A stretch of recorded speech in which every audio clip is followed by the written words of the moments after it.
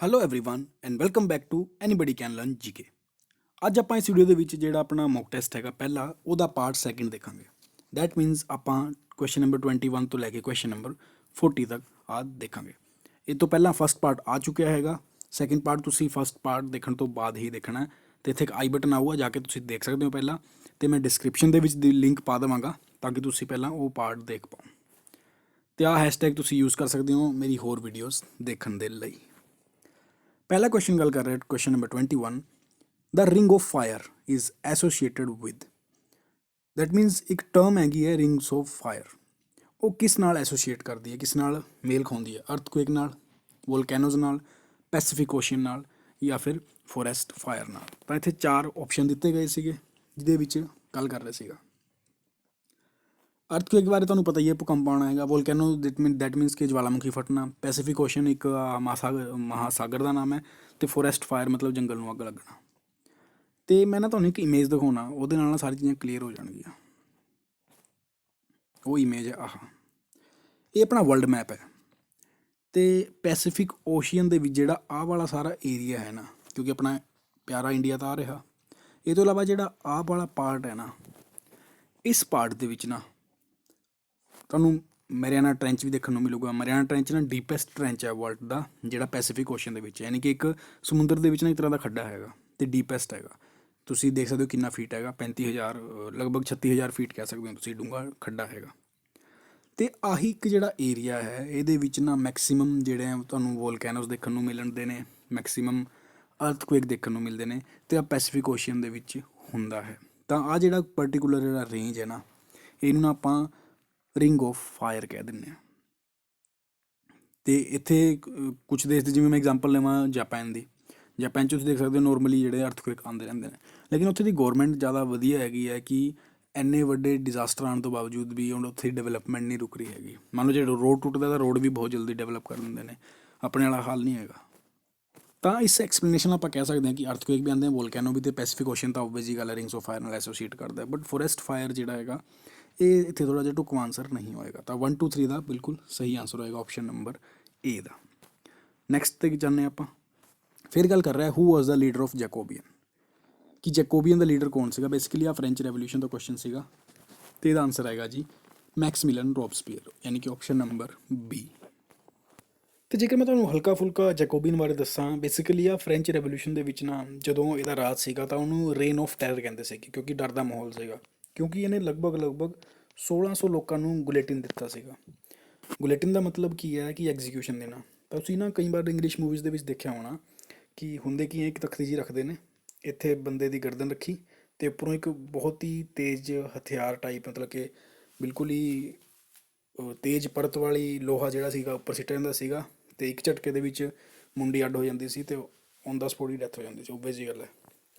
ਤਾਂ ਆਹ ਜਿਹੜਾ ਸੀਗਾ ਇੱਕ ਰੇਨ ਆਫ ਟੈਰਰ ਸੀਗਾ, ਅਤੇ ਯਾਨੀ ਕਿ ਜੋ ਵੀ ਰੈਵੋਲਿਊਸ਼ਨ ਦੇ ਖਿਲਾਫ ਕੁਛ ਬੋਲੂਗਾ ਤਾਂ ਉਹਨੂੰ ਮਾਰ ਦਿੱਤਾ ਜਾਵੇਗਾ। ਜਿਹੜੀ ਬਲਕਿ ਉੱਥੇ ਦੀ ਰਾਣੀ ਸੀਗੀ ਮੈਰੀ ਐਂਟਨੀ, ਉਹਨੂੰ ਵੀ ਐਗਜ਼ੀਕਿਊਟ ਕਰ ਦਿੱਤਾ ਸੀਗਾ। ਚਰਚਿਸ ਚਰਚਿਸ ਢਾਹ ਦਿੱਤੇ ਗਏ ਸੀਗੇ। ਜਿਹੜੀ ਸਲੇਵਰੀ ਸੀਗੀ, ਦਾਸ ਪ੍ਰਥਾ ਸੀ, ਉਹਨੂੰ ਖਤਮ ਕਰ ਦਿੱਤਾ ਗਿਆ ਸੀਗਾ। ਨਵਾਂ ਕੈਲੰਡਰ ਲਿਆਇਆ ਗਿਆ ਸੀਗਾ ਜੈਕੋਬੀਅਨ ਜਿਹੜਾ ਲੀਡਰ ਸੀਗਾ ਰੋਬਸਪੀਅਰ। ਅਤੇ ਨਵਾਂ ਕੈਲੰਡਰ ਕਹਿੰਦਾ ਸੀਗਾ ਕਿ ਇੱਕ ਦਿਨ ਦੇ ਵਿੱਚ ਕੀ ਹੋਊਗਾ, 10 ਘੰਟੇ ਹੋਣਗੇ, ਇੱਕ ਘੰਟੇ ਵਿੱਚ 100 ਮਿੰਟ ਹੋਣਗੇ, ਇੱਕ ਵੀਕ ਦੇ ਵਿੱਚ 10 ਡੇਜ਼ ਹੋਣਗੇ। ਤੋ ਦੇਖ ਰਹੇ ਮਤਲਬ ਕਾਫੀ ਜ਼ਿਆਦਾ ਅੱਡ ਚੱਲ ਪਿਆ ਸੀਗਾ ਉਹ ਹੋਰ ਗੱਲਾਂ ਚੀਜ਼ਾਂ ਤੋਂ। ਅਤੇ ਬਾਕੀ ਜਦੋਂ ਮੈਂ ਫਰੈਂਚ ਰੈਵੋਲਿਊਸ਼ਨ ਦੀ ਵੀਡੀਓ ਬਣਾਵਾਂਗਾ ਤਾਂ ਤੁਹਾਨੂੰ ਡਿਟੇਲ ਦੇ ਵਿੱਚ ਦੱਸਾਂਗਾ ਹੀ ਸਾਰੀ ਚੀਜ਼ਾਂ, ਕਿਉਂਕਿ ਬੇਸਿਕਲੀ ਮੈਂ ਇਹਦੇ ਉੱਪਰ ਵਰਕ ਕਰ ਰਿਹਾ, ਬਟ ਹਲੇ ਜਿਹੜੀ ਪ੍ਰੈਜੈਂਟੇਸ਼ਨ PPT ਉਹ ਕੰਪਲੀਟ ਨਹੀਂ ਹੋਈ ਹੈਗੀ। ਅਤੇ ਫਿਰ ਥੋੜ੍ਹਾ ਟਾਈਮ ਵੀ ਲੱਗਦਾ ਹੈਗਾ ਜੇਕਰ ਤੁਸੀਂ ਨਾ ਕੁਆਲਿਟੀ ਚਾਹੁੰਦੇ ਹੋ ਤਾਂ, ਕਿਉਂਕਿ ਕੁਆਂਟਿਟੀ ਨੂੰ ਤਾਂ ਮੈਂ ਕੁਛ ਵੀ ਸੁੱਟਦਾ ਅਤੇ ਕੋਈ ਉਹ ਮਜ਼ੇ ਵਾਲੀ ਗੱਲ ਨਹੀਂ ਹੈਗੀ। ਆਹ ਜਿਹੜਾ ਹੈਗਾ ਮੈਕਸਮਿਲਨ ਰੋਬਸਪੀਅਰ ਹੈਗਾ ਜੀ, ਜਿਹਦੇ ਬਾਰੇ ਬੁੱਕ ਵੀ ਲਿਖੀ ਗਈ ਹੈ। ਨੈਕਸਟ ਆਪਾਂ ਗੱਲ ਕਰਦੇ ਹਾਂ ਕਿ ਆਹ ਜਿਹੜਾ ਮੌਕ ਟੈਸਟ ਹੈਗਾ ਇਹ ਬੇਸਿਕਲੀ ਮੈਂ ਤੁਹਾਨੂੰ ਸੈਕਿੰਡ ਪਾਰਟ ਕਰਾ ਰਿਹਾ ਅੱਜ, ਅਤੇ ਮੈਂ ਅਪ ਟੂ 40 ਕੁਐਸਚਨ ਹੀ ਡਿਸਕਸ ਕਰਾਂਗਾ, ਇਹ ਤੋਂ ਬਾਅਦ ਡਿਸਕਸ ਨਹੀਂ ਕਰਾਂਗਾ। ਜਸਟ ਇੱਕ ਡੈਮੋ ਸੀਗਾ ਤੁਹਾਨੂੰ ਦਿਖਾਉਣ ਲਈ ਵੀ ਕੀਤਾ ਹੈਗਾ। ਅਤੇ ਤੁਸੀਂ ਮੌਕ ਟੈਸਟ ਲੈਣਾ ਤਾਂ ਤੁਸੀਂ ਇਸ ਨੰਬਰ 'ਤੇ ਗੂਗਲ ਪੇ ਕਰ ਸਕਦੇ ਹੋ, ਕੋਈ ਜ਼ਿਆਦਾ ਵੱਡੀ ਅਮਾਊਂਟ ਨਹੀਂ ਹੈਗੀ, ਬੜੀ ਨੋਮੀਨਲ ਜੀ ਅਮਾਊਂਟ ਹੈ, ਬੇਸਿਕ ਜੀ ਅਮਾਊਂਟ ਹੈ। ਅਤੇ ਇਸ ਨੰਬਰ 'ਤੇ ਗੂਗਲ ਪੇ ਕਰਨ ਤੋਂ ਬਾਅਦ ਤੁਸੀਂ ਇਸ ਨੰਬਰ 'ਤੇ ਵਟਸਐਪ ਕਰਨਾ ਹੈਗਾ, ਅਤੇ ਮੈਂ ਤੁਹਾਨੂੰ ਆ ਮੌਕ ਟੈਸਟ ਸੈਂਡ ਕਰ ਦਾਂਗਾ। ਅਤੇ ਇੱਕ ਮੌਕ ਟੈਸਟ ਹੋਰ ਆਲਰੇਡੀ ਬਣ ਰਿਹਾ ਹੈਗਾ, ਮਤਲਬ ਫਾਈਨਲ ਟੱਚ ਦੇਣ ਵਾਲਾ ਹੀ ਹੈ, ਉਹਨੂੰ ਆਲਮੋਸਟ ਤਿਆਰ ਹੈਗਾ ਉਹ, ਅਤੇ ਤੁਹਾਨੂੰ ਉਹ ਮੌਕ ਟੈਸਟ ਵੀ ਇਸ ਅਮਾਊਂਟ ਦੇ ਵਿੱਚ ਮਿਲੂਗਾ। ਤਾਂ ਤੁਸੀਂ ਬੈਨੀਫਿਟ ਅਵੇਲ ਕਰਨਾ ਤਾਂ ਆਹ ਸਟੈਪ ਤੁਹਾਨੂੰ ਫੋਲੋ ਕਰਨੇ ਨੇ। ਤੇ ਲਾਸਟ ਵੀਡੀਓ ਹੀ ਹੈ ਸਮੋਕ ਟੈਸਟ ਦੀ, ਯਾਨੀ ਕਿ 41 ਤੋਂ 80 ਦੇ ਆਨਸਰ ਕੀ ਆ ਮੈਂ ਤੁਹਾਨੂੰ ਐਕਸਪਲੇਨ ਹਲੇ ਨਹੀਂ ਕਰਾਂਗਾ। ਫਿਰ ਆਪਾਂ ਗੱਲ ਕਰਦੇ ਹਾਂ ਕੁਐਸਚਨ ਨੰਬਰ 23 ਦੀ, ਜਿਹੜਾ ਗੱਲ ਪੁੱਛ ਰਿਹਾ ਸੀਗਾ ਕਰੈਕਟ ਸਟੇਟਮੈਂਟ ਸੀਗਾ ਕਿਹਦੇ ਬਾਰੇ, UN ਰੈਡ ਪਲੱਸ ਪ੍ਰੋਗਰਾਮ ਦੇ ਬਾਰੇ, ਕੀ ਆ ਕਿਸ ਚੀਜ਼ ਨੂੰ ਸਿਗਨੀਫੀਕੈਂਟਲੀ ਕੰਟਰੀਬਿਊਟ ਕਰਦਾ ਹੈਗਾ। ਤਾਂ ਇਹ ਗੱਲ ਤਾਂ ਆਪਾਂ ਨੂੰ ਪਤਾ ਹੈਗਾ ਕਿ ਆਹ ਚੀਜ਼ ਨਾਲ ਜਿਹੜੀ ਚੀਜ਼ਾਂ ਹੁੰਦੀਆਂ ਨੇ, ਇੱਕ ਤਾਂ ਸਸਟੇਨੇਬਲ ਡਿਵੈਲਪਮੈਂਟ ਦੇ ਉੱਪਰ ਧਿਆਨ ਰੱਖਦੀਆਂ ਨੇ, ਈਕੋਸਿਸਟਮ ਵਧੀਆ ਹੋਣਾ ਚਾਹੀਦਾ ਹੈ, ਬਾਇਓਡਾਇਵਰਸਿਟੀ ਘੱਟ ਮਤਲਬ ਬਾਇਓਡਾਇਵਰਸਿਟੀ ਦੀ ਪ੍ਰੋਟੈਕਸ਼ਨ ਕਰਨੀ ਆ। ਆਹ ਸਭ ਚੀਜ਼ਾਂ ਜਿਹੜੇ ਨੇ ਇਹਨਾਂ ਦੇ ਮੇਜਰ ਪੁਆਇੰਟ ਹੁੰਦੇ ਨੇ। ਜੇਕਰ ਤੁਹਾਨੂੰ ਐਗਜ਼ਾਮ ਦੇ ਵਿੱਚ ਇਹਨਾਂ ਚੀਜ਼ਾਂ ਬਾਰੇ ਨਹੀਂ ਪਤਾ ਨਾ, ਤਾਂ ਤੁਸੀਂ ਗੈਸ ਵੀ ਕਰ ਸਕਦੇ ਹੋ ਕਿ ਆਹ ਬੇਸਿਕਲੀ ਇਹਨਾਂ ਚੀਜ਼ਾਂ ਬਾਰੇ ਹੀ ਹੋਈ ਹੋਣੀ। ਪਹਿਲੀ ਗੱਲ ਕਰ ਰਿਹਾ ਪ੍ਰੋਟੈਕਸ਼ਨ ਆਫ ਬਾਇਓਡਾਇਵਰਸਿਟੀ, ਜੋ ਕਿ ਇਹਦਾ ਬਿਲਕੁਲ ਇੱਕ ਕੰਟਰੀਬਿਊਸ਼ਨ ਸੀਗਾ, ਇਹਦਾ ਰੈਜ਼ੀਲੈਂਸ ਆਫ ਫੋਰੈਸਟ ਇਕੋਸਿਸਟਮ ਇਹਦੇ ਬਾਰੇ ਵੀ ਸੀਗਾ। ਅਤੇ ਜਿਹੜੀ ਸੋਚਣ ਵਾਲੀ ਗੱਲ ਸੀ ਨਾ, ਉਹ ਪੋਵਰਟੀ ਰਿਡਕਸ਼ਨ ਦੀ ਸੀਗੀ। ਬੇਸਿਕਲੀ ਇਹ ਗੱਲ ਸੀਗੀ ਡਿਫਰੈਸਟ ਨੂੰ ਖਤਮ ਕਰਨ ਲਈ, ਫੋਰੈਸਟ ਡਿਗਰੇਸ਼ਨ ਨੂੰ, ਬੇਸਿਕਲੀ ਦੋਨਾਂ ਦਾ ਕੋਲੈਬੋਰੇਟਿਵ ਪ੍ਰੋਗਰਾਮ ਸੀਗਾ। ਅਤੇ ਬੇਸਿਕਲੀ ਆਹ ਪੋਵਰਟੀ ਨੂੰ ਰਿਡਿਊਸ ਕਰਨ ਵਾਲੇ ਵੀ ਗੱਲ ਕਹਿ ਰਿਹਾ ਸੀਗਾ। ਤਾਂ ਮੈਂ ਕਹਿ ਸਕਦਾ ਕਿ ਤਿੰਨੋਂ ਹੀ ਆਪਸ਼ਨ ਇਹਦੇ ਸਹੀ ਨੇ। ਅਤੇ ਨੈਕਸਟ ਜਾਣ ਤੋਂ ਪਹਿਲਾਂ ਜੀ ਮੈਂ ਤੁਹਾਨੂੰ ਨਾ ਹੁਣ ਇਸ ਵੀਡੀਓ ਤੋਂ ਪਹਿਲਾਂ 3 ਲੇਟੈਸਟ ਵੀਡੀਓ ਆਹ ਪਾਈਆਂ ਨੇ। ਇੱਕ ਹੈ ਪੋਲਿਟੀ ਬਾਰੇ, ਜਿਹੜਾ ਹੁਣ ਇਸ ਟਾਈਮ ਕਿਸਾਨ ਅੰਦੋਲਨ ਚੱਲ ਰਿਹਾ ਹੈਗਾ, ਉਹਦੇ ਬਾਰੇ ਵੀ ਡਿਟੇਲ ਵਿੱਚ ਦੱਸਿਆ ਹੈਗਾ ਮੈਂ ਕਿ ਐਗਰੀਕਲਚਰ ਸਟੇਟ ਲਿਸਟ ਦੇ ਹੁੰਦੇ ਹੋਏ ਵੀ ਸੈਂਟਰ ਨੇ ਲੋਅ ਕਿਵੇਂ ਬਣਾਤਾ, ਉਹਦੇ ਬਾਰੇ ਦੱਸਿਆ ਹੈਗਾ। ਅਤੇ ਹਿਊਮਨ ਡਿਸੀਜ਼ ਨਾ PPSC ਦਾ ਬਹੁਤ ਹੀ ਫੇਵਰੇਟ ਇੱਕ ਕਾਮਨ ਜਿਹਾ ਟੋਪਿਕ ਹੈ, ਇਹਦੇ ਬਾਰੇ ਕੁਐਸਚਨ ਪੁੱਛੇ ਜਾਂਦੇ ਨੇ। ਅਤੇ ਗੱਲ ਹੈ ਮੋਡਰਨ ਹਿਸਟਰੀ ਦੀ। ਮੋਡਰਨ ਹਿਸਟਰੀ ਦੀ ਸੀਰੀਜ਼ ਆਲਮੋਸਟ ਕੰਪਲੀਟ ਹੋ ਗਈ ਹੈ। ਬਿਕੋਜ਼ ਮੈਂ ਦੱਸ ਤੁਹਾਨੂੰ ਇਸ ਕਰਕੇ ਰਿਹਾ ਕਿ ਸਿਰਫ ਆ ਮੇਰੀ PPSC ਦੀ ਜਿਹੜੀ 500 MCQ ਦੀ ਸੀਰੀਜ਼ ਹੈ ਨਾ, ਉਹ ਇਨਫ ਨਹੀਂ ਹੈਗੀ ਹੈ। ਇਹ ਤੋਂ ਇਲਾਵਾ ਵੀ ਬਹੁਤ ਕੁਝ ਇੰਪੋਰਟੈਂਟ ਹੈਗਾ, ਜੋ ਕਿ ਤੁਸੀਂ ਇਹਨਾਂ ਵੀਡੀਓਜ਼ ਦੇ ਵਿੱਚ ਦੇਖਣ ਨੂੰ ਮਿਲੂਗਾ ਤੁਹਾਨੂੰ। ਤਾਂ ਮੇਰੇ ਵੀਡੀਓਜ਼ ਵਿੱਚ ਖੋਲ੍ਹ ਕੇ ਤੁਸੀਂ ਆਹ ਵੀਡੀਓ ਵੀ ਨਾਲ ਦੇਖਿਓ ਜੀ, ਬਹੁਤ ਇੰਪੋਰਟੈਂਟ ਹੈ। ਅਤੇ ਪਹਿਲੀ ਵਾਰ ਆਏ ਤਾਂ ਸਬਸਕ੍ਰਾਈਬ ਜ਼ਰੂਰ ਕਰਿਓ। PDF ਅਤੇ ਬਾਕੀ ਹੋਰ ਗੱਲਾਂ ਤੁਹਾਨੂੰ ਪਤਾ ਹੀ ਨੇ, ਤਿੰਨਾਂ ਦੇ ਲਿੰਕ ਮੈਂ ਡਿਸਕ੍ਰਿਪਸ਼ਨ ਦੇ ਵਿੱਚ ਪਾ ਦੇਵਾਂਗਾ। ਫਿਰ ਗੱਲ ਕਰ ਰਿਹਾ ਹਾਂ ਕਿ ਇੱਕ ਪਰਸਨ ਹੈ, ਉਹ ਸਪੇਸ ਕਰਾਫਟ ਦੇ ਵਿੱਚ ਬੈਠਾ ਹੈਗਾ, ਅਤੇ ਉਹ ਕਿੱਥੇ ਹੈ ਜੀ, ਅਰਥ ਅਤੇ ਸਨ ਦੇ ਵਿੱਚ ਹੈਗਾ। ਤਾਂ ਕੀ ਚੀਜ਼ ਦੀ ਪੋਸੀਬਿਲਿਟੀ ਹੋਣ ਦੇ ਚਾਂਸਿਸ ਨੇ ਕਿ ਉਹਨੂੰ ਸਕਾਈ ਬਲੈਕ ਰੰਗ ਦਾ ਦਿਖੂਗਾ, ਤਾਰੇ ਨਹੀਂ ਟਿਮਟਿਮਾਉਣਗੇ, ਅਤੇ ਕਹਿ ਰਿਹਾ ਕਿ ਟੈਂਪਰੇਚਰ ਜਿਹੜਾ ਸਪੇਸ ਕਰਾਫਟ ਤੋਂ ਬਾਹਰ ਹੈ ਉਹ ਜ਼ਿਆਦਾ ਹੈਗਾ ਅਰਥ ਸਰਫੇਸ ਤੋਂ। ਪਹਿਲੀ ਗੱਲ ਤਾਂ ਮੈਂ ਕਲੀਅਰ ਕਰ ਦਿੰਦਾ ਕਿ ਜਿਹੜਾ ਆਪਾਂ ਨੂੰ ਸਕਾਈ ਜਿਹੜਾ ਬਲੂ ਦਿਖਦਾ ਹੈਗਾ ਨਾ, ਉਹ ਜਸਟ ਬਿਕੋਜ਼ ਕਿ ਆਪਣੇ ਕੋਲ ਨਾ ਮਿਕਸਚਰ ਆਫ ਗੈਸਿਸ ਹੈ, ਇੱਕ ਹਵਾ ਦਾ ਗੁਬਾਰਾ ਬਣਿਆ ਹੋਇਆ ਹੈਗਾ, ਜਿਸ ਕਰਕੇ ਕੁਝ ਟੈਕਨੀਕੈਲਿਟੀ ਟਰਮਸ ਨੇ ਜਿਹੜੀ ਮੈਂ ਤੁਹਾਨੂੰ ਫਿਜ਼ਿਕਸ ਦੇ ਵਿੱਚ ਪੜ੍ਹਾ ਚੁੱਕਿਆ ਆਲਰੇਡੀ, ਉਹਨਾਂ ਦੇ ਰਿਫਲੈਕਸ਼ਨ ਡਾਈਪਰਜਨ ਕਰਕੇ, ਟੋਟਲ ਇੰਟਰਨਲ ਰਿਫਲੈਕਸ਼ਨ ਕਰਕੇ, ਆਹ ਕੁਝ ਕਾਫੀ ਜ਼ਿਆਦਾ ਟੈਕਨੀਕਲ ਵਰਡਸ ਨੇ, ਜਿਨ੍ਹਾਂ ਕਰਕੇ ਆਪਾਂ ਨੂੰ ਹਵਾ ਦੇ ਕਾਰਨ ਆਪਾਂ ਨੂੰ ਆਪਣਾ ਜਿਹੜਾ ਸਕਾਈ ਆ ਉਹ ਬਲੂ ਦਿਖਦਾ ਹੈਗਾ। ਲੇਕਿਨ ਜੇਕਰ ਆਪਾਂ ਅਰਥ ਦੇ ਐਟਮੋਸਫੇਅਰ ਨੂੰ ਪਾਰ ਕਰਕੇ ਆਪਾਂ ਚਲੇ ਹੀ ਉੱਧਰ ਜਾਵਾਂਗੇ, ਤਾਂ ਕੀ ਆਹ ਚੀਜ਼ ਆਪਾਂ ਨੂੰ ਵਿਜ਼ੀਬਲ ਰਹੂਗੀ ਫਿਰ ਉਸ ਤਰ੍ਹਾਂ ਦੀ ਚੀਜ਼? ਜੀ ਨਹੀਂ, ਬਿਲਕੁਲ ਵਿਜ਼ੀਬਲ ਨਹੀਂ ਰਹੂਗੀ। ਆਪਾਂ ਨੂੰ ਨਾ ਡਾਰਕ ਨਜ਼ਰ ਆਊਗਾ। ਦੈਟ ਮੀਨਸ ਆਪਾਂ ਕਹਿ ਸਕਦੇ ਹਾਂ ਕਿ ਸਕਾਈ ਜਿਹੜਾ ਹੁੰਦਾ ਉਹ ਬਲੈਕ ਹੋ ਜਾਣਾ ਉਸ ਟਾਈਮ 'ਤੇ। ਦੈਟ ਮੀਨਸ ਪਹਿਲੀ ਸਟੇਟਮੈਂਟ ਤਾਂ ਸਹੀ ਹੈ। ਫਿਰ ਗੱਲ ਕਰ ਰਹੇ ਸਟਾਰ ਡੂ ਨੋਟ ਟਵਿੰਕਲ, ਯਾਨੀ ਕਿ ਤਾਰੇ ਟਿਮਟਿਮਾਉਣਗੇ ਨਹੀਂ। ਹੁਣ ਹਵਾ ਵਾਲੀ ਗੱਲ ਇੱਥੇ ਵੀ ਫੋਲੋ ਕਰਦੀ ਹੈ ਜੀ, ਕਿਉਂਕਿ ਮੰਨ ਲਓ ਆਹ ਅਰਥ ਹੈ, ਤੁਸੀਂ ਅਰਥ ਦੀ ਸਰਫੇਸ 'ਤੇ ਹੋ, ਅਤੇ ਆਹ ਜਿਹੜਾ ਹੈਗਾ ਹਵਾ ਦਾ ਗੁਬਾਰਾ ਹੈ, ਅਤੇ ਆਹ ਕੋਈ ਸਟਾਰ ਹੈਗਾ। ਬੇਸਿਕਲੀ ਹੋ ਕੀ ਰਿਹਾ, ਤੁਸੀਂ ਆਪਣੀ ਅੱਖਾਂ 'ਚ ਨਾ ਦੇਖੋਗੇ ਨਾ, ਤਾਂ ਜਿਹੜੀ ਇਹਦੀ ਲਾਈਟ ਹੈ ਉਹ ਡਾਇਰੈਕਟਲੀ ਟਰੈਵਲ ਨਹੀਂ ਕਰੂਗੀ, ਉਹ ਰਿਫਰੈਕਟ ਕਰਕੇ ਕਰੂਗੀ। ਉਹ ਅੱਡ ਅੱਡ ਲੇਅਰਸ ਤੋਂ ਹੋ ਕੇ ਜਿਹੜਾ ਹੈ ਤੁਹਾਡੇ ਕੋਲ ਵਿਜ਼ੀਬਲ ਹੋਊਗੀ। ਇਸ ਪ੍ਰੋਸੈਸ ਦੇ ਵਿੱਚ ਕੀ ਹੁੰਦਾ ਹੈਗੀ, ਬੇਸਿਕਲੀ ਆਪਾਂ ਨੂੰ ਤਾਰੇ ਨਾ ਚਮਕਦੇ ਨਜ਼ਰ ਆਉਂਦੇ ਨੇ, ਬੇਸਿਕਲੀ ਉਹ ਚਮਕਦੇ ਨਹੀਂ ਹੈਗੇ ਰਿਐਲਿਟੀ ਦੇ ਵਿੱਚ। ਤਾਂ ਆਹ ਜਿਹੜਾ ਪ੍ਰੋਸੈਸ ਹੈ ਆਹ ਵੀ ਨਹੀਂ ਹੋਊਗਾ, ਮਤਲਬ ਤਾਰੇ ਨਹੀਂ ਟਿਮਟਿਮਾਉਣਗੇ, ਕਿਉਂਕਿ ਤੁਸੀਂ ਐਟਮੋਸਫੇਅਰ ਤੋਂ ਹੀ ਬਾਹਰ ਆ ਚੁੱਕੇ ਹੋ। ਦੈਟ ਮੀਨਸ ਆਹ ਵੀ ਸਹੀ ਹੈ, ਆਹ ਵੀ ਸਹੀ ਹੈ। ਅਤੇ ਇਹਦੀ ਇੱਕ ਹੋਰ ਐਗਜ਼ਾਮਪਲ ਦੇਣਾ ਤੁਹਾਨੂੰ, ਤੁਸੀਂ ਨਾ ਮੰਨ ਲਓ ਕਿਸੇ ਹਿਲੀ ਏਰੀਆ 'ਤੇ ਜਾਓਗੇ, ਅਤੇ ਰਾਤ ਨੂੰ ਦੇਖਿਓ ਹਿਲੀ ਏਰੀਆ ਦੇ ਉੱਪਰ ਖੜੇ ਹੋ ਕੇ, ਮਤਲਬ ਪਹਾੜੀ ਦੇ ਉੱਪਰ ਨਹੀਂ ਚੜ੍ਹਨਾ, ਮਤਲਬ ਇੱਕ ਇਹੋ ਜਿਹੇ ਪੁਆਇੰਟ 'ਤੇ ਇੱਥੇ ਸੇਫ ਵੀ ਹੋਵੇ ਬੰਦਾ, ਅਤੇ ਤੁਸੀਂ ਥੱਲੇ ਨਾ ਬਿਲਕੁਲ ਇਹੋ ਜਿਹੀ ਥਾਂ 'ਤੇ ਦੇਖਣਾ ਜਿੱਥੇ ਤੁਹਾਨੂੰ ਲਾਈਟ ਦਿਖ ਰਹੀ ਹੋਵੇ। ਤਾਂ ਤੁਸੀਂ ਅਬਜ਼ਰਵ ਕਰੋਗੇ ਕਿ ਲਾਈਟ ਜਿਹੜੀ ਨਾ ਟਿਮਟਿਮਾ ਰਹੀ ਹੁੰਦੀ ਹੈ, ਕਿਉਂਕਿ ਮੈਂ ਵੀ ਕਈ ਵਾਰ ਪਰਸਨਲੀ ਅਬਜ਼ਰਵ ਕੀਤਾ। ਅਤੇ ਇਹੋ ਜਿਹੀ ਚੀਜ਼ਾਂ ਨਾ ਉਦੋਂ ਹੀ ਜ਼ਿਆਦਾ ਸਮਝ ਵਿੱਚ ਆਉਂਦੀਆਂ ਨੇ। ਥਰਡ ਆਪਸ਼ਨ ਕਹਿ ਰਿਹਾ the temperature outside spacecraft is more, ਕਿਉਂਕਿ ਗਲਤ ਹੈ। ਟੈਂਪਰੇਚਰ ਜਿਹੜਾ ਹੈਗਾ ਅਰਥ ਸਰਫੇਸ ਤੋਂ ਜ਼ਿਆਦਾ ਨਹੀਂ ਹੁੰਦਾ ਹੈਗਾ। That means statement 1 and 2 are correct, ਕਿਉਂਕਿ ਟਰੂ ਹੀ ਪੁੱਛਿਆ ਸੀਗਾ।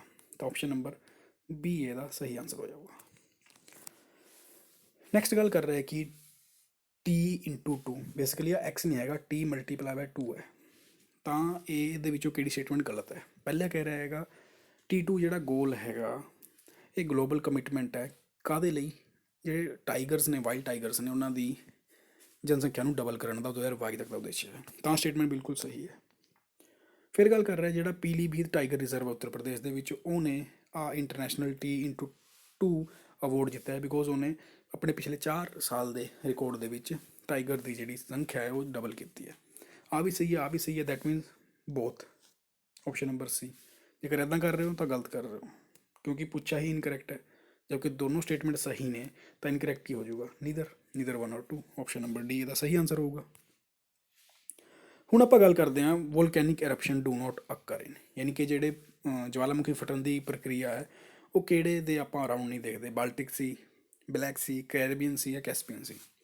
ਬੇਸਿਕਲੀ ਜਿਹੜਾ ਵੋਲਕੈਨਿਕ ਐਰਪਸ਼ਨ ਹੈ ਨਾ ਜਿਹੜੀ ਪਲੇਟ ਟੈਕਟੋਨਿਕ ਥਿਓਰੀ ਹੁੰਦੀ ਹੈ ਨਾ, ਕਿਉਂਕਿ ਜਿਹੜੀ ਅਰਥ ਹੈ ਨਾ ਆਪਣੀ ਪਲੇਟ ਟੈਕਟੋਨਿਕ ਥਿਓਰੀ ਦੇ ਉੱਪਰ ਬੇਸ ਹੈ ਕਿ ਜਿੱਦਾਂ ਹੀ ਪਲੇਟਸ ਜਿਹੜੀਆਂ ਮੂਵ ਕਰਨਗੀਆਂ, ਉਹਨਾਂ ਵਿੱਚ 2 ਪਲੇਟ ਆਪਸ ਦੇ ਵਿੱਚ ਮਿਲਣਗੀਆਂ ਜਾਂ ਦੂਰ ਹੋਣਗੀਆਂ ਜਾਂ ਸਰਕਣਗੀਆਂ, ਉਸ ਟਾਈਮ 'ਤੇ ਕਾਫੀ ਜ਼ਿਆਦਾ ਨੈਚੁਰਲ ਐਕਟੀਵਿਟੀਜ਼ ਹੁੰਦੀਆਂ ਨੇ, ਜਿਵੇਂ ਅਰਥਕੁਏਕ ਹੋ ਗਿਆ, ਵੋਲਕੈਨੋ ਇਰੈਕਸ਼ਨ ਹੋ ਗਿਆ, ਸੁਨਾਮੀ ਆਉਣਾ ਵਗੈਰਾ ਵਗੈਰਾ। ਬੇਸਿਕਲੀ ਆਪਾਂ ਹਿਊਮਨਸ ਨੇ ਨਾ ਇਸ ਨੈਚੁਰਲ ਐਕਟੀਵਿਟੀ ਨੂੰ ਨਾ ਨੈਚੁਰਲ ਡਿਜ਼ਾਸਟਰ ਦੇ ਵਿੱਚ ਕਨਵਰਟ ਕਰ ਦਿੱਤਾ ਹੈਗਾ।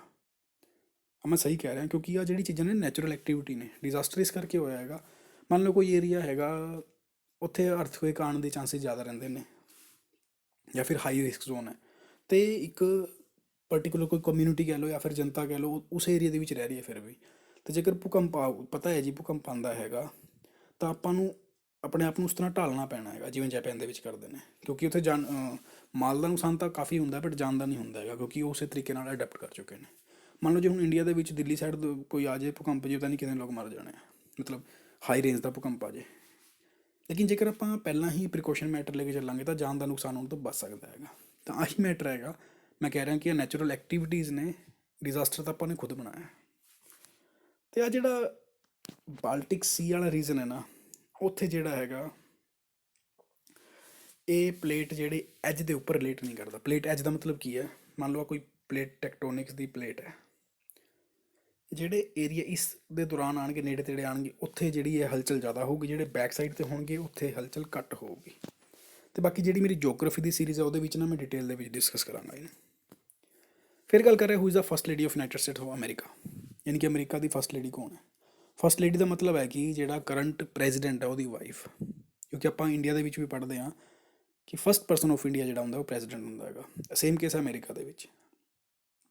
ਤਾਂ ਇਸ ਟਾਈਮ ਫਸਟ ਪਰਸਨ ਕੌਣ ਹੈ ਅਮਰੀਕਾ ਦਾ? ਉਹ ਜੋ ਬਾਈਡਨ ਹੈ ਜੀ, ਜੋਜ਼ਫ ਬਾਈਡਨ। ਤਾਂ ਉਹਦੀ ਵਾਈਫ ਹੈ। ਜੇ ਤੁਹਾਨੂੰ ਉਹਦਾ ਨਾਮ ਪਤਾ ਹੈ ਤਾਂ ਦੈਟ ਮੀਨਸ ਤੁਹਾਡਾ ਆਨਸਰ ਸਹੀ ਹੋਊਗਾ, ਅਦਰਵਾਈਜ਼ ਨਹੀਂ ਹੋਊਗਾ। ਕਿਉਂਕਿ ਜਿਹੜਾ ਮਲੈਨੀਆ ਟਰੰਪ ਸੀ ਨਾ, ਉਹ ਡੋਨਲਡ ਟਰੰਪ ਦੀ ਵਾਈਫ ਸੀ। ਇਵਾਂਕਾ ਟਰੰਪ ਉਹਦੀ ਕੁੜੀ ਦਾ ਨਾਮ ਸੀਗਾ। ਹੁਣ ਇੱਥੇ ਜਿਹੜੀ ਜਿਲ ਜੈਕੋਬ ਬਾਈਡਨ ਹੈ ਨਾ, ਉਹ ਜੋ ਬਾਈਡਨ ਦੀ ਵਾਈਫ ਹੈ। ਦੈਟ ਮੀਨਸ ਆਪਾਂ ਕਹਾਂਗੇ ਕਿ Jill Biden is the first lady of United States of America. ਅਤੇ ਜਿਹੜੀ ਐਸ਼ਲੇ ਬਾਈਡਨ ਆਈ ਥਿੰਕ ਉਹਦੀ ਬੇਟੀ ਹੈ ਸ਼ਾਇਦ। ਜੇ ਤੁਹਾਨੂੰ ਕਨਫਰਮ ਹੈ ਤਾਂ ਕਮੈਂਟ ਸੈਕਸ਼ਨ ਦੇ ਵਿੱਚ ਲਿਖ ਕੇ ਦੱਸਿਓ। ਮੇਰੇ ਹਿਸਾਬ ਨਾਲ ਤਾਂ ਉਹਦੀ ਬੇਟੀ ਹੈ, ਲੇਕਿਨ ਇਸ ਲਈ ਮੈਂ ਕਨਫਰਮ ਹਾਂ ਕਿ ਜਿਲ ਬਾਈਡਨ ਉਹਦੀ ਵਾਈਫ ਹੈ। ਨੈਕਸਟ ਗੱਲ ਕਰ ਰਿਹਾ ਇੰਡੀਅਨ ਗੋਰ ਬਾਰੇ। ਇੰਡੀਅਨ ਗੋਰ ਨਾ ਬੇਸਿਕਲੀ ਇੱਕ ਐਨੀਮਲ ਹੈਗਾ ਜਿਹੜਾ ਮੱਝ ਵਾਂਗੂ ਦਿਖਦਾ ਹੈ।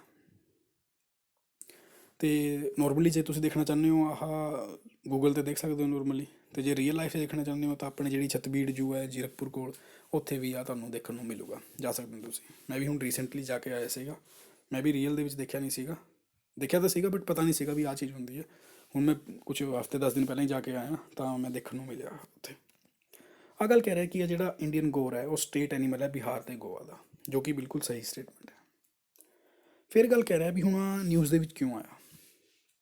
ਕਿਉਂਕਿ ਜਿਹੜੀ ਫਨਸਡ ਵਾਈਲਡ ਲਾਈਫ ਸੈਂਚੁਰੀ ਹੈ ਮਹਾਰਾਸ਼ਟਰ ਦੇ ਵਿੱਚ, ਉੱਥੇ ਫਸਟ ਟਾਈਮ ਦੇਖਣ ਨੂੰ ਮਿਲਿਆ ਸੀਗਾ।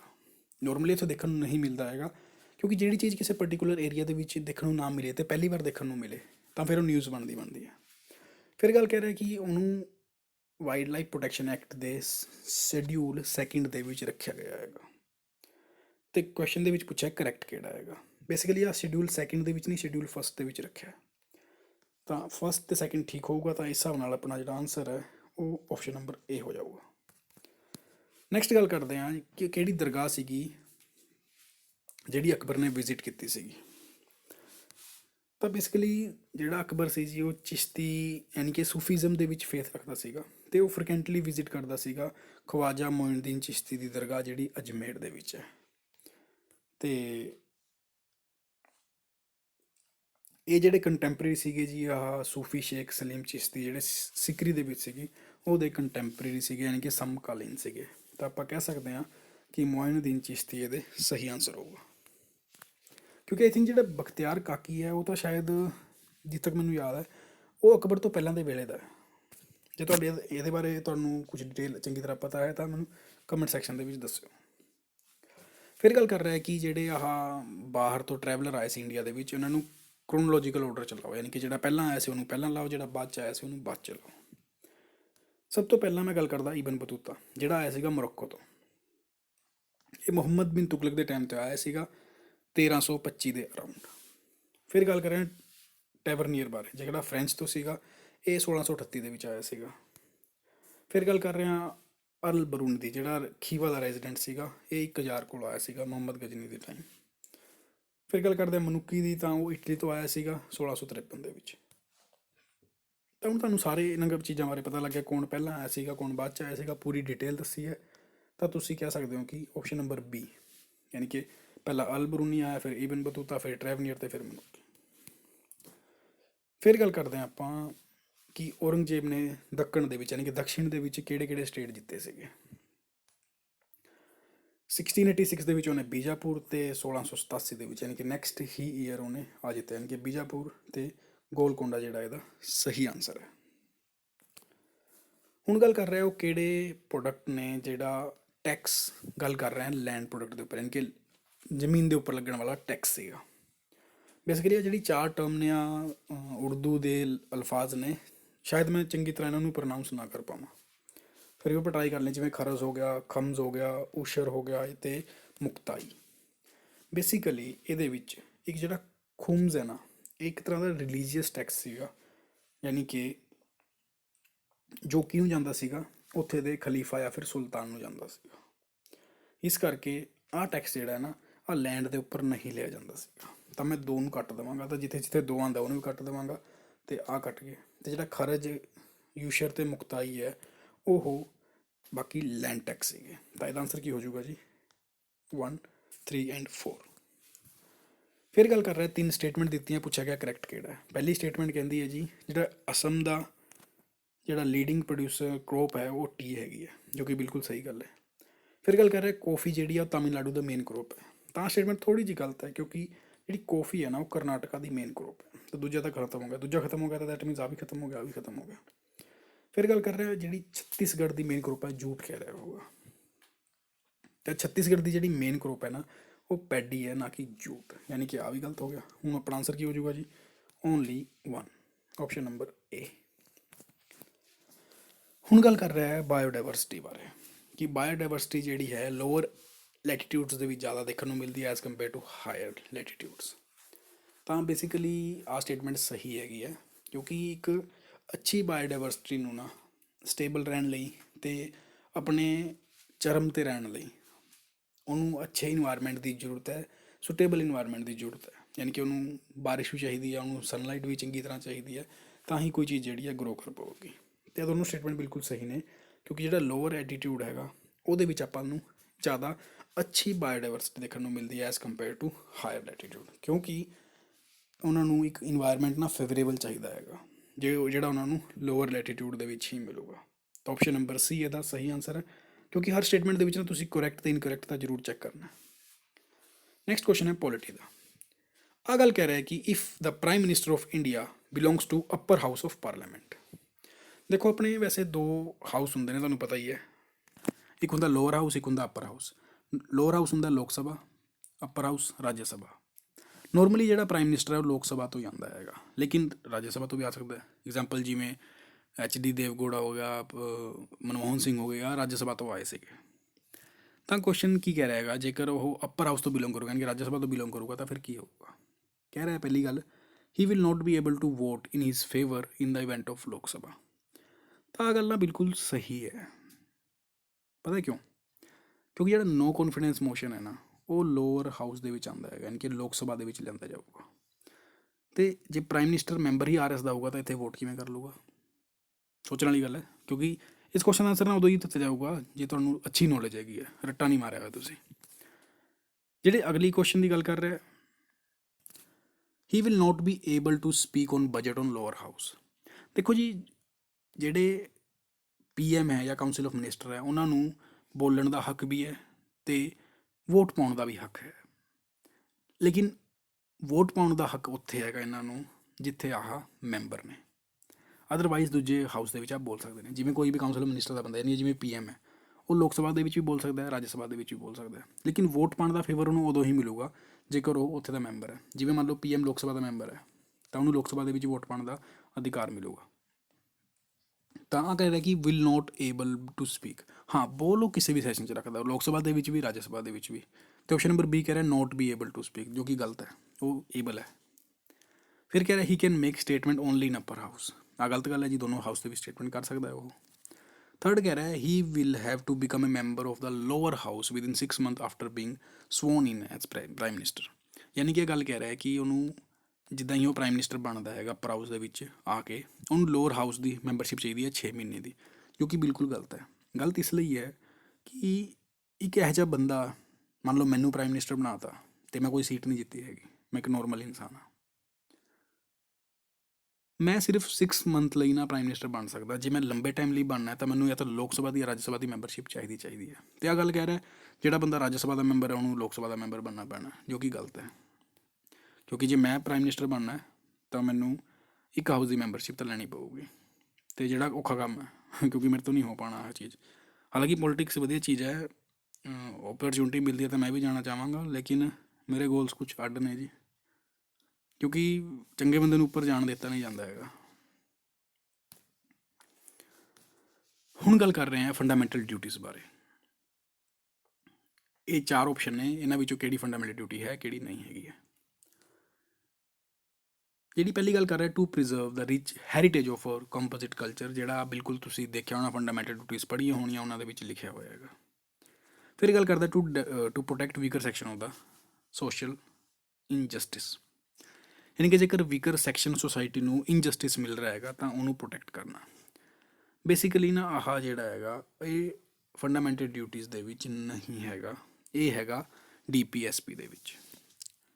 ਫਿਰ ਗੱਲ ਕਰ ਰਿਹਾ ਕਿ ਸਾਇੰਟੀਫਿਕ ਟੈਂਪਰ ਡਿਵੈਲਪ ਕਰਨਾ, ਬਿਲਕੁਲ ਸਹੀ ਗੱਲ ਹੈ। ਫਿਰ ਕਹਿ ਰਿਹਾ ਕਿ to strive toward excellence in all sphere of individual and collective activity, ਜੋ ਕਿ ਬਿਲਕੁਲ ਸਹੀ ਹੈ। ਆਈ ਥਿੰਕ ਇਹਦੇ ਬਾਰੇ ਕੁਐਸਚਨ ਤਾਂ ਨਾ PPSC ਦਾ ਜਿਹੜਾ ਸੀਨੀਅਰ ਅਸਿਸਟੈਂਟ ਆਇਆ ਸੀ ਨਾ, ਉਹਦੇ ਵਿੱਚ ਆਹੀ ਲਾਈਨ ਐਜ਼ ਇਟ ਇਜ਼ ਲਿਖੀ ਹੋਈ ਸੀਗੀ। ਅਤੇ ਆਪਾਂ ਆਹ ਗੱਲ ਕਹਿ ਸਕਦੇ ਹਾਂ ਕਿ ਦੂਜੇ ਆਪਸ਼ਨ ਛੱਡ ਕੇ ਬਾਕੀ ਸਾਰੇ ਜਿਹੜੇ ਨੇ ਫੰਡਾਮੈਂਟਲ ਡਿਊਟੀਜ਼ ਨੇ, ਤਾਂ ਦੂਜੇ ਆਪਸ਼ਨ ਛੱਡ ਕੇ that means 1, 3 and 4 is the right answer. ਅਤੇ ਜੇਕਰ ਤੁਸੀਂ ਇਹਨਾਂ ਨੂੰ ਡਿਟੇਲ ਦੇ ਵਿੱਚ ਜਾਣਾ ਚਾਹੁੰਦੇ ਹੋ ਨਾ, ਤਾਂ ਤੁਸੀਂ ਮੇਰਾ ਪੋਲਿਟੀ ਦੀ ਸੀਰੀਜ਼ ਤਾਂ ਦੇਖਣੀ ਹੀ ਪੈਣੀ ਹੈ ਤੁਹਾਨੂੰ, ਜੇਕਰ ਨੌਲੇਜ ਲੈਣੀ ਹੈ। ਜੇ ਰੱਟਾ ਮਾਰਨਾ ਫਿਰ ਭਾਵੇਂ ਨਾ ਹੀ ਦੇਖਿਓ, ਕਿਉਂਕਿ ਮੈਂ ਡਿਟੇਲ ਦੇ ਵਿੱਚ ਡਿਸਕਸ ਕੀਤਾ ਹੋਇਆ ਹੈਗਾ ਪਾਰਟ 6ਵੇਂ ਦੇ ਵਿੱਚ। ਯਾਨੀ ਕਿ ਤੁਹਾਨੂੰ ਨਾ ਜੇਕਰ DPSP ਫੰਡਾਮੈਂਟਲ ਰਾਈਟਸ ਅਤੇ ਫੰਡਾਮੈਂਟਲ ਡਿਊਟੀਜ਼ ਬਾਰੇ ਜਾਣਨਾ ਹੈਗਾ ਤਾਂ ਤੁਹਾਨੂੰ ਮੇਰੇ ਨਾਲ ਪਾਰਟ 3 ਤੋਂ ਲੈ ਕੇ 7 ਤੱਕ ਤਾਂ ਨਾ ਦੇਖਣੇ ਹੀ ਪੈਣਗੇ। ਹਾਂ, ਜੇਕਰ ਸਿਰਫ ਪੇਪਰ 'ਚ ਪਾਸ ਹੋਣ ਲਈ ਪੜ੍ਹਨਾ ਹੈਗਾ ਅਤੇ ਜੇ ਤੁਸੀਂ ਇੱਦਾਂ ਹੀ ਰੱਟਾ ਰੁੱਟਾ ਮਾਰੋਗੇ ਤਾਂ ਪਾਸ ਨਹੀਂ ਹੋਵੋਗੇ। ਮੈਂ ਗੱਲ ਪਹਿਲਾਂ ਹੀ ਕਹਿ ਦਿੰਦਾ ਤੁਹਾਨੂੰ ਡੀਪ ਨੌਲੇਜ ਹੀ ਲੈਣੀ ਪੈਣੀ ਹੈ, ਕਿਉਂਕਿ ਰੱਟਾ ਮਾਰਨ ਦਾ ਮਤਲਬ ਕੀ ਹੈ, ਇਹਦਾ ਆਨਸਰ ਨਾ ਆਹ ਹੈਗਾ। ਜੇ ਪੇਪਰ ਦੇ ਵਿੱਚ ਇਹ ਨੂੰ ਨਾ ਐਂ ਨਾ ਪੁੱਛ ਕੇ ਐਂ ਪੁੱਛ ਲਿਆ ਨਾ, ਤੁਸੀਂ ਨਾ ਆਨਸਰ ਕੱਢ ਹੀ ਨਹੀਂ ਪਾਓਗੇ।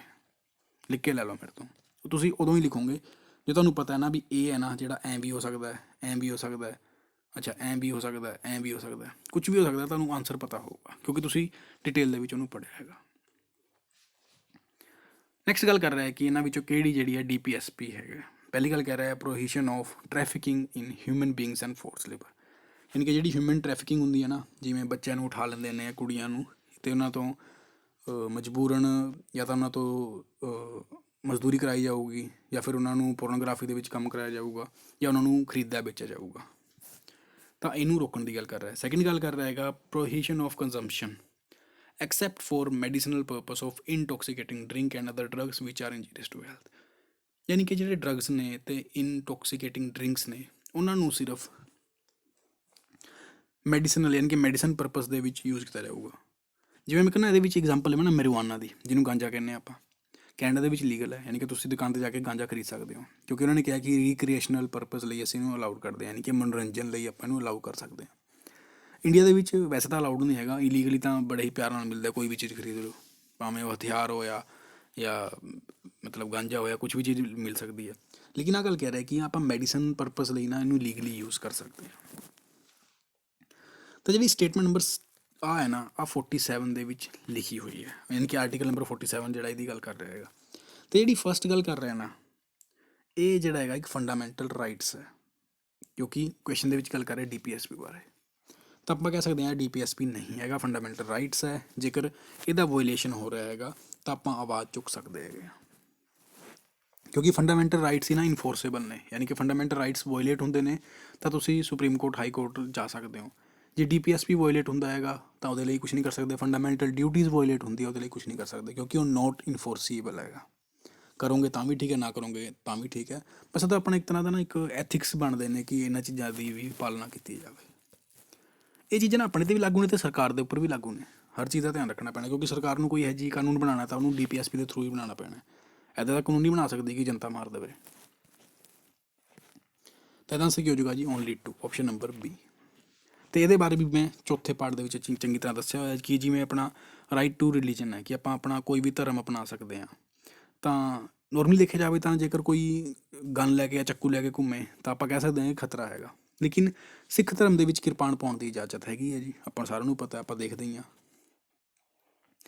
ਲੇਕਿਨ ਇਹ ਆਪਾਂ ਇਹਨੂੰ ਇੱਕ ਤਰ੍ਹਾਂ ਦਾ ਟੈਰਰਿਜ਼ਮ ਨਹੀਂ ਕਹਾਂਗੇ, ਕਿਉਂਕਿ ਆ ਇੱਕ ਸਿੱਖ ਧਰਮ ਦੀ ਨਾ ਪਾਲਣਾ ਕਰਨਾ ਹੈਗੀ। ਤੁਹਾਨੂੰ ਪਤਾ ਹੀ ਹੈ ਗੁਰੂ ਨਾਨਕ ਦੇਵ ਜੀ ਨੇ ਜਦੋਂ ਖਾਲਸਾ ਪੰਥ ਦੀ ਸਾਜਨਾ ਕੀਤੀ ਸੀਗੀ ਤਾਂ 5 ਚੀਜ਼ਾਂ ਨੂੰ ਰੱਖਿਆ ਹੀ ਸੀਗਾ, ਅਤੇ ਕਿਰਪਾਨ ਵੀ ਉਹਨਾਂ ਵਿੱਚੋਂ ਇੱਕ ਸੀਗੀ। ਤਾਂ ਕਿਹੜਾ ਆਰਟੀਕਲ ਹੈ ਜਿਹੜਾ ਇਸ ਚੀਜ਼ ਨੂੰ ਰੱਖਣ ਦੀ ਆਪਾਂ ਨੂੰ ਇਜਾਜ਼ਤ ਦਿੰਦਾ ਹੈਗਾ? ਇਸ ਬਾਰੇ ਵੀ ਮੈਂ ਇਹ 'ਚ ਦੱਸਿਆ ਹੋਇਆ ਡਿਟੇਲ ਦੇ ਨਾਲ।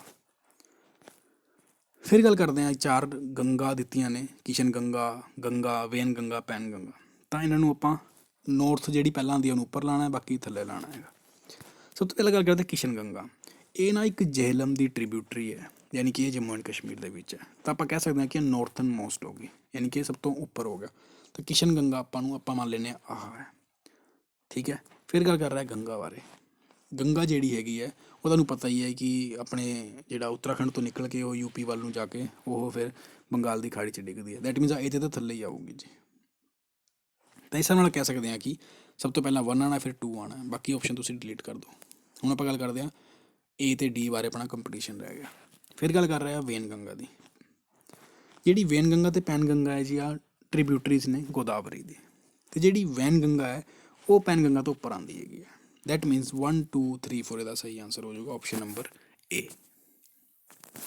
ਫਿਰ ਗੱਲ ਕਰ ਰਿਹਾ ਹੈ ਜੀ 39 ਦੀ, ਦਾ ਪ੍ਰੋਡਕਸ਼ਨ ਐਟ ਦਾ ਆਟੋਟ੍ਰੋਫ ਲੈਵਲ। ਆਟੋਟ੍ਰੋਫ ਦਾ ਮਤਲਬ ਹੁੰਦਾ ਕਿ ਉਹ ਚੀਜ਼ ਜਿਹੜੇ ਆਪਣਾ ਖਾਣਾ ਖੁਦ ਬਣਾਉਂਦੇ ਨੇ, ਯਾਨੀ ਕਿ ਜਿਵੇਂ ਪੇੜ ਨੇ ਉਹ ਆਪਣਾ ਖਾਣਾ ਖੁਦ ਬਣਾਉਂਦੇ ਨੇ, ਤਾਂ ਆਪਾਂ ਕਹਿ ਸਕਦੇ ਹਾਂ ਆਟੋਟ੍ਰੋਫਸ ਉਹਨਾਂ ਨੂੰ। ਉਹ ਕਿਹੜੇ ਨੇ? ਪ੍ਰਾਇਮਰੀ ਪ੍ਰੋਡਕਟੀਵਿਟੀ ਦੇ ਪਾਰਟ ਨੇ। ਤਾਂ ਬਿਲਕੁਲ ਸਹੀ ਗੱਲ ਹੈ ਜੀ, ਕਿਉਂਕਿ ਮੈਂ ਫੂਡ ਚੇਨ ਦੀ ਗੱਲ ਕਰ ਰਿਹਾ ਹੈਗਾ। ਪ੍ਰਾਇਮਰੀ ਪ੍ਰੋਡਕਸ਼ਨ 'ਤੇ ਉਹ ਆਉਂਦੇ ਨੇ ਜਿਹੜੇ ਆਪਣਾ ਖਾਣਾ ਖੁਦ ਬਣਾਉਂਦੇ ਨੇ। ਸੈਕੰਡਰੀ 'ਤੇ ਉਹ ਹੁੰਦੇ ਨੇ ਜਿਹਨੂੰ ਆਪਾਂ ਹੈਟਰੋਟ੍ਰੋਫ ਕਹਿੰਦੇ ਹਾਂ, ਯਾਨੀ ਕਿ ਜਿਹੜੇ ਇਹਨਾਂ 'ਤੇ ਨਿਰਭਰ ਨੇ। ਮੰਨ ਲਓ ਜਿਵੇਂ ਮੈਂ ਕਹਿੰਦਾ ਕਿ ਬੱਕਰੀ, ਖਰਗੋਸ਼, ਉਹਨੂੰ ਕੀ ਕਹਿਣਾ? ਘਾਸ ਖਾਣਾ ਹੈਗਾ, ਆਪਣਾ ਫੂਡ ਆਪ ਤਾਂ ਨਹੀਂ ਬਣਾਉਣਾ ਨਾ। ਯਾਨੀ ਕਿ ਆਪਣਾ ਫੂਡ ਆਪ ਬਣਾਉਣ ਦਾ ਮਤਲਬ ਹੈ ਕਿ ਆਪਣੇ ਅੰਦਰ ਹੀ ਕੈਮੀਕਲ ਪ੍ਰਕਿਰਿਆ ਕਰਨਾ ਜਿਹਦੇ ਨਾਲ ਆਪਣਾ ਖਾਣਾ ਬਣਾਇਆ ਜਾ ਸਕੇ, ਜਿਵੇਂ ਫੋਟੋਸਿੰਥੇਸਿਸ ਹੁੰਦਾ, ਯਾਨੀ ਕਿ ਪੌਦਾ ਆਪਣਾ ਖਾਣਾ ਖੁਦ ਬਣਾਉਂਦਾ। ਤਾਂ ਪਹਿਲੀ ਸਟੇਟਮੈਂਟ ਵੀ ਸਹੀ ਹੈ, ਦੂਜੀ ਸਟੇਟਮੈਂਟ ਵੀ ਸਹੀ ਹੈ ਜੀ। ਤਾਂ ਬੋਥ 1 ਐਂਡ 2 ਮੇਰ ਰਾਈਟ ਆਨਸਰ। ਅਤੇ ਇਹਦੇ ਬਾਰੇ ਜੇ ਤੁਸੀਂ ਡਿਟੇਲ ਦੇ ਵਿੱਚ ਦੇਖਣਾ ਹੈ ਤਾਂ ਮੈਂ ਨਾ ਇੱਕ ਵੀਡੀਓ ਬਣਾਈ ਹੋਈ ਹੈ ਜਿਹਦੇ ਬਾਰੇ ਮੈਂ ਈਕੋਸਿਸਟਮ ਬਾਰੇ ਬਹੁਤ ਹੀ ਡਿਟੇਲ 'ਚ ਸਮਝਾਇਆ। ਈਕੋਲੋਜੀ 2 ਪਾਰਟ ਨੇ, ਦੇ ਸਿਰਫ ਜ਼ਿਆਦਾ ਨਹੀਂ ਹੈਗੇ, 2 ਪਾਰਟ ਹੈ, ਜਾ ਕੇ ਤੁਸੀਂ ਦੇਖਿਓ। ਫਿਰ ਗੱਲ ਕਰ ਰੀਓ +20 ਬਾਰੇ। ਅਤੇ ਇਹਦੇ ਵਿੱਚ ਨਾ ਆਪਸ਼ਨ ਦੇ ਵਿੱਚ ਨਾ ਮੈਂ ਜਾਣ ਕੇ ਛੇੜਛਾੜ ਕੀਤੀ ਸੀ, ਕਿਉਂਕਿ ਰੀਓ ਜਿਹੜਾ 16 ਦੇ ਵਿੱਚ ਓਲੰਪਿਕ ਗੇਮਸ ਹੋਇਆ ਸੀ, ਮੈਂ ਆਪਸ਼ਨ ਪਾਤਾ ਕਿਉਂਕਿ ਮੈਂ ਇਹ 'ਤੇ ਨਾ ਬਹੁਤ ਜ਼ਿਆਦਾ ਟਾਈਮ ਇਨਵੈਸਟ ਕੀਤਾ ਹੈਗਾ। ਐਵੇਂ ਨਹੀਂ ਹੈਗਾ ਵੀ ਕੁਛ ਵੀ ਇੱਧਰ ਉੱਧਰੋਂ ਕੁਐਸਚਨ ਸੈੱਟ ਕੀਤੇ ਅਤੇ ਸਿੱਟ 'ਤੇ ਬਹੁਤ ਜ਼ਿਆਦਾ ਟਾਈਮ ਇਨਵੈਸਟ ਕੀਤਾ ਹੈਗਾ। ਅਤੇ ਸੈਕਿੰਡ ਦੇ ਵਿੱਚ ਵੀ ਤਾਂ ਹੀ ਜ਼ਿਆਦਾ ਟਾਈਮ ਲੱਗ ਰਿਹਾ ਕਿਉਂਕਿ ਮੈਂ ਨਾ ਇੱਕ ਟੈਕਨੀਕਲ ਪੇਪਰ ਬਣਾਉਣਾ ਚਾਹੁੰਦਾ, ਇੱਦਾਂ ਨਹੀਂ ਵੀ ਕੁਛ ਵੀ ਪਾਇਆ ਅਤੇ ਕੁਛ ਵੀ ਚਕਾਤਾ। ਫਿਰ ਗੱਲ ਕਰ ਰਿਹਾ ਕਿ ਕੋਵਿਡ-19 ਦੀ ਕੀ ਸੀਗੀ? ਇੱਕ ਇੰਟਰ ਗੌਰਮੈਂਟ ਪੈਨਲ ਸੀਗਾ। ਵੈਸੇ ਦੇਖਣ ਨੂੰ ਤਾਂ ਆਪਾਂ ਓਲੰਪਿਕਸ ਨੂੰ ਸਹੀ ਲਾ ਸਕਦੇ ਸੀ ਕਿਉਂਕਿ ਰੀਓ ਦਾ ਨਾਮ ਆ ਰਿਹਾ ਹੈਗਾ, ਲੇਕਿਨ ਜਿਹੜੀ ਇਹ ਕਾਨਫਰੰਸ ਸੀਗੀ ਬੇਸਿਕਲੀ ਆ ਸਸਟੇਨੇਬਲ ਡਿਵੈਲਪਮੈਂਟ ਦੇ ਉੱਪਰ ਸੀਗੀ। ਬੇਸਿਕਲੀ ਆ ਨਾ ਇਹਨੂੰ ਆਪਾਂ ਅਰਥ ਸਮਿਟ ਵੀ ਕਹਿੰਦੇ ਹਾਂ, ਅਤੇ ਨਾ ਇਸ ਸਸਟੇਨੇਬਲ ਡਿਵੈਲਪਮੈਂਟ ਦੇ ਉੱਪਰ 3rd ਸੀਗੀ। ਅਤੇ ਇੱਥੇ ਕਾਫੀ ਜ਼ਿਆਦਾ ਇੰਪੋਰਟੈਂਟ ਹੈ ਆਪਣੇ ਐਗਜ਼ਾਮ ਦੇ ਲਈ ਵੀ। ਸਸਟੇਨੇਬਲ ਡਿਵੈਲਪਮੈਂਟ ਦਾ ਮਤਲਬ ਕੀ ਹੈ? ਬੇਸਿਕਲੀ ਇਹ 'ਚ ਗੋਲ ਰੱਖਣਾ ਜਿਹਦੇ ਕਰਕੇ ਆਪਾਂ ਰਿਸੋਰਸਿਸ ਨੂੰ ਇਸ ਤਰ੍ਹਾਂ ਯੂਜ਼ ਕਰ ਸਕੀਏ ਤਾਂ ਜਿਹੜੀ ਆਪਣੀ ਆਉਣ ਵਾਲੀ ਪੀੜ੍ਹੀਆਂ ਵੀ ਨੇ ਨਾ ਉਹ ਵੀ ਯੂਜ਼ ਕਰ ਸਕਣ। ਅਤੇ ਇਹ 2012 ਦੇ ਵਿੱਚ ਹੋਈ ਸੀਗੀ ਰੀਓ, ਤੁਹਾਨੂੰ ਪਤਾ ਹੀ ਹੈ ਬ੍ਰਾਜ਼ੀਲ ਦੇ ਵਿੱਚ ਹੈ। ਤਾਂ ਇਹਦਾ ਆਨਸਰ ਕੀ ਹੋ ਜਾਊਗਾ ਜੀ? Option number A। ਤਾਂ ਆਹ ਜਿਹੜਾ ਇੱਕ ਫੋਟੋ ਵੀ ਹੈ ਜੀ ਜਿਹੜਾ ਤੁਹਾਨੂੰ ਯਾਦ ਰੱਖਣ ਦੇ ਵਿੱਚ ਹੈਲਪ ਕਰ ਸਕਦਾ ਹੈਗਾ। ਰੀਓ ਡੀ ਜਨੇਰੀਓ ਬ੍ਰਾਜ਼ੀਲ ਦੇ ਵਿੱਚ ਹੈ, ਅਤੇ ਆਹ ਜਿਹੜਾ ਹੈਗਾ ਇਸ ਡੇਟ ਦੇ ਅਰਾਊਂਡ ਇਹ ਹੋਇਆ ਸੀਗਾ। ਆਹ ਸੀਗਾ ਅੱਜ ਦਾ ਆਪਣਾ ਕੰਪਲੀਟ ਸੈਸ਼ਨ। ਜੇਕਰ ਤੁਹਾਨੂੰ ਪਸੰਦ ਆਇਆ ਤਾਂ ਲਾਈਕ ਜ਼ਰੂਰ ਕਰਿਓ ਅਤੇ ਸ਼ੇਅਰ ਵੀ ਕਰਿਓ, ਅਤੇ ਤੁਸੀਂ ਆਪਣੀ ਨੌਲੇਜ ਦੇ ਵਿੱਚ ਗੇਨ ਕਰ ਸਕਦੇ ਹੋ। ਅਤੇ ਮੈਂ ਲਾਸਟ ਵਾਰ ਦੁਬਾਰਾ ਫੇਰ ਕਹਿ ਰਿਹਾ ਜੀ, 41 ਤੋਂ ਲੈ ਕੇ 80 ਤੱਕ ਦੇ ਨਹੀਂ ਆਉਣਗੇ। ਤੁਹਾਨੂੰ ਜੇ ਮੌਕ ਟੈਸਟ ਚਾਹੀਦਾ ਤੁਹਾਨੂੰ ਬਾਏ ਕਰਨਾ ਪੈਣਾ, ਅਤੇ ਦੂਜਾ ਵੀ ਜਲਦੀ ਤੁਹਾਨੂੰ ਮਿਲ ਜਾਵੇਗਾ। ਤਾਂ ਥੈਂਕ ਯੂ ਜੀ, ਥੈਂਕਸ ਫॉर ਵਾਚਿੰਗ। ਚੈਨਲ ਨੂੰ ਸਬਸਕ੍ਰਾਈਬ ਜ਼ਰੂਰ ਕਰਿਓ। ਜਲਦੀ ਮਿਲਾਂਗੇ।